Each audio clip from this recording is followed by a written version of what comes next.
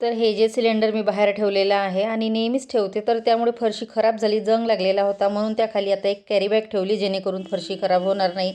त्यानंतर ही रांगोळी छोटीशी काढलेली आहे आणि नंतर झाडाला पाणी द्यायचं होतं. तर ह्या झाडाची जास्त काही वाढ होत नाही आहे. नंतर इथे बाजूच्या बिल्डिंगवर माकड आलेले आहे. आमच्या इकडे तर नाही आहे पुढे, पण बाजूच्या बिल्डिंगवर येतातच ते रोज.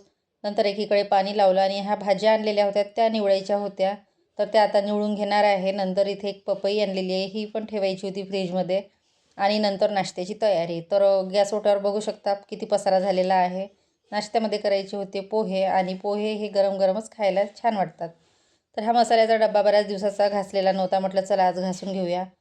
त्यानंतर इथे पोहे वगैरे केले, आणि सकाळी नाश्त्यामध्ये पोहे गरमच छान वाटतात, थंड झाले की ती खायला नको वाटतात.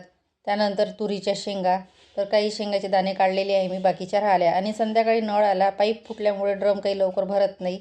चला मग इथेच एंड करते. Bye bye.